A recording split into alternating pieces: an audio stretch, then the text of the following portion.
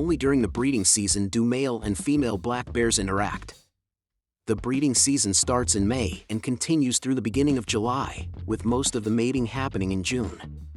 During her brief estrus period, a female may mate with multiple males, and as a result, cubs from the same litter may have different biological fathers.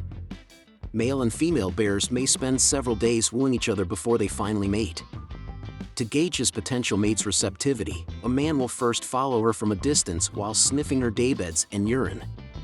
At first she may act distant and difficult to get to know. With time, however, she begins to relax her distance from him. She may charge him or swat him with her paw the first time they meet because of her fear of males, who are larger and more aggressive. Men typically wait it out before striking back. When two bears come into physical contact, they nuzzle, chew on each other's heads and necks, and sometimes even engage in light grappling.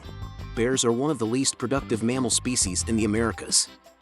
In theory, in just 10 years, a male and female black bear born this year could have multiplied to 15 bears if they bred as soon as they reached sexual maturity and as frequently as possible, and if all of their offspring survived to do the same.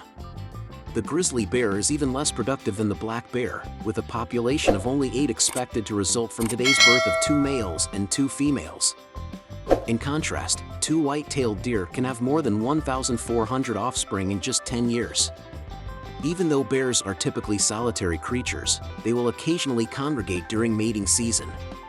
Female black bears typically start reproducing at the age of 3.5 years, while grizzly bears typically wait until they are 4.5 years old. The age at which males and females alike reach sexual maturity is fairly consistent. It's not uncommon for older, larger males to prevent younger, weaker males from reproducing, even though these younger males are capable of fathering a child as early as 3 or 4 years old.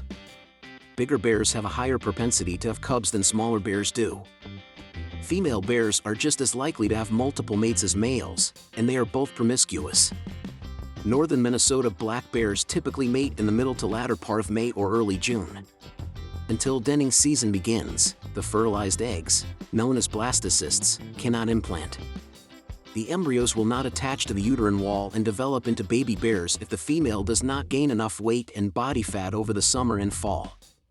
Males typically have mating ranges of 15 to 20 miles. There are 7 to 15 female territories in each mating range. In some regions, there are both mothers and daughters of breeding age.